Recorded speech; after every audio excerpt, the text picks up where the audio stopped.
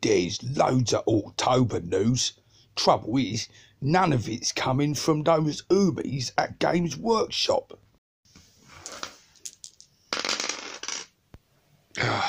Seriously?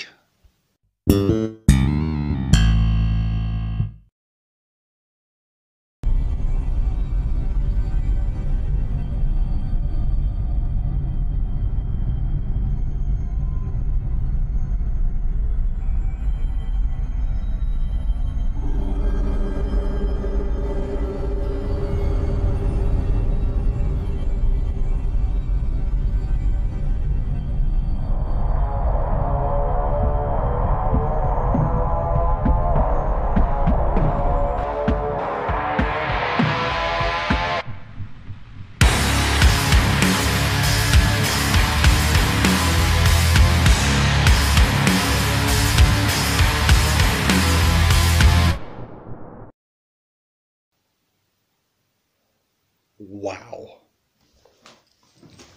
Hey you guys, welcome to this Orktober news video with me, 6+ Stevo.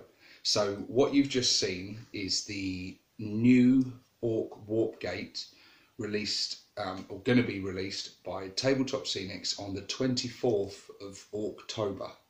So that thing looks really cool. I want one so badly. I think I'm going to have to get one. I'm going to have to do an unboxing and show you guys that thing in all its glorious detail. That thing looks incredible. Yeah, wow. So it's really cool to see yet another really awesome looking piece of scenery come out from Tabletop Scenics. And for those of you that didn't watch my last video, I am doing a giveaway for another piece of Tabletop Scenics, this Orc Barracks. To find out details of how you can win this, follow the link that will be popping up on the screen and now, and go and watch that video and see what you need to do to stand a chance at winning this also awesome piece of Orc scenery from Tabletop Scenics. So yeah, that's just one piece of news for today anyway. And the other piece of news is regarding some more leaks. Now, I covered recently going into clan specific Warlord traits, and yeah, they sounded really cool and we went into some of them. So again, follow the link to my video. I'll leave a link to that video in the description if you guys want to go and check that one out, because some of those clan specific Warlord traits that are rumoured, leaked, whatever, they sound awesome, and I think there's a strong chance that they could be true.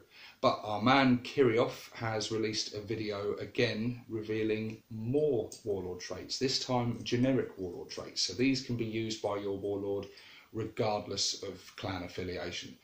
So this gives you a nice bit of customization, especially if you weren't keen on the ones for your Warlord that were listed in the previous video. If you're a specific clan and you didn't like that trait, then you've got these to come over to and try out. And some of these sound pretty cool. I've written them down so we can go over them together and tell you about them. So the first one that's mentioned is your Warlord gains War ability if he doesn't already have it. So for war bosses, this is kind of irrelevant, but if your Warlord is going to be a weird boy or a big mech, then this is great because it gives him that War ability, and the War ability is very cool. But not only that, if battle forged, your army will gain +1 command point. So yeah, +1 command point, and your Warlord gains the War ability. So that's quite cool, especially, let's say, if your Warlord is not going to be a war boss. Number 2, we have add 1 to wound rolls against monsters and vehicles. So yeah, this will be quite tasty. Very situational, let's say. Depends what type of army you're facing. If, say, you're facing like a Tyranid army with loads of big monsters, like a Godzilla type Nid army, then that's going to be quite handy. If you come up against things like dreadnoughts and stuff, then, and tanks and things, it could be quite good. +1 to wound rolls is going to be very nice. There's going to be very few things you're not wounding on a 2+ in that way if you're armed with like a power claw. Then we've got the next one, +1 toughness. This is probably one of the weakest ones. Your war boss, let me just check. I think war boss is toughness 5. So yeah, if you have got a war boss at toughness 5, it's going to make him toughness 6. So yeah, it's quite nice. I mean, if you're coming up against things at strength 10, they're not going to be wounding you on a 2+. They're going to be now wounding you on a 3+, because they're not double your toughness. And if you've got strength 3 weaponry hitting you, it's going to be wounding you on a 6 rather than a 5. But that's about the only sort of place it really comes in. You could use it on a weird boy to turn him from toughness 4 to toughness 5, so that would be quite good. And the same with a big mech. So again, this is one that's probably more useful with a weird boy and a big mech over a war boss. But again, I would say this is probably one of the weakest ones in here. The other ones just offer so much more. And here's another one. Number 4, we've got reroll hit rolls in the fight phase. That's brilliant. That makes a devastating combat specialist war boss even better. Especially if they are equipped with a power claw or kill saws, that's going to give them a -1 to hit. Having rerolls to hit and combining that with like a war banner and a +1 to hit with rerolls and things, it starts becoming really, really effective. And now, so we've got things like Space Marines and stuff that have always got rerolls for everything. You know, they literally re-roll virtually every dice in the game, or at least that's what it feels like from my perspective, being on the receiving end of it. So that's really cool. It makes your, like I say, it makes your war boss even more brutal in combat. And on top of that, add 1 to the damage characteristics of the melee weapon of your warlord if he charged or was charged or made a heroic intervention. So +1 damage and re-roll into hit when he charges or is charged. That's going to make him... Sorry guys, hold on 1 minute. I'm still feeling a bit poorly. I'm not going to edit this out either because I'm very unprofessional. Right, where were we? So yeah, that's going to make him an absolutely devastating... pretty much whatever he hits is going to die. And a +1 to the damage characteristic. I mean, if you've got kill saws on, say, a big mech, whoever with kill saws, +1 to the damage characteristic, it's going from a flat 2 damage to a flat 3 damage. A really reliable 3 damage with re-rollings to hit. That is definitely one to consider if you want your warlord in the thick of the combat. Then we've got number 5. This is one I think that's really good for my buddy Skarner and his blood axes. It says, at the start of the game, redeploy Warlord and D3 clan units within the deployment zone before the first turn begins. This is a really cool ability. I used to use a very similar ability to this with the Deceiver in my Necron army way back in like 3rd and 4th edition. And being able to do, I think it was called like Grand Illusion. I think he's still got that ability. I haven't played with Necrons for many years. But it can be really cool because you can set up a couple of units, bluffing your opponent, let them set up, game's just about to begin, and then you redeploy somewhere, and it can be really effective. It can really throw your opponent off. And like I say, that really, I'm surprised actually that one's not the Blood Axe specific one, because that's a really sort of tactical, clever thinking kind of warlord trait there. I quite like that one actually. That's going to opens up some tricksy tactics, perfect for blood axes, but can be used by any clan. And then we've got number 6, the last one, add +1 to strength and attacks. This one is awesome because +1 strength, a war boss is going from strength 6 to strength 7. So if you equip him with a power claw, he's going to be strength 14. So toughness 7 things, and there's a lot of toughness 7 like vehicles and things out there. He's wounding on a 2+, so that's brutal, and he gets an extra attack. Now that one, the weird thing about this is that that's much better than what was previously mentioned in these leaks with the Goth specific warlord trait of +1 attack, because that's all it is. or that's all the leak said anyway. There may be some more details to these, and remember, because these are leaks from playtesting and things, they may have balanced things and tweaked things and changed things since then. So not all of these might be 100% perfect, but I think there is a lot of truth in what we're seeing here. We'll see very soon, so you'll know if this all turns out to be bollocks or not. I personally, I don't think it will be. I'm putting my reputation on it.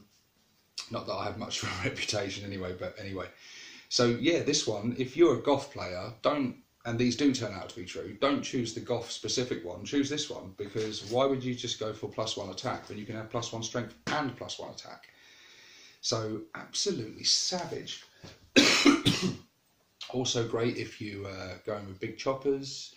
You're going to be strength 9 with a big chopper instead of strength 8, because the big choppers I believe is strength +2. So again, that's going to be quite handy if you come up against like toughness 8 dreadnoughts and things, rather than wounded on a 4+, you're going to be wounded on a 3+.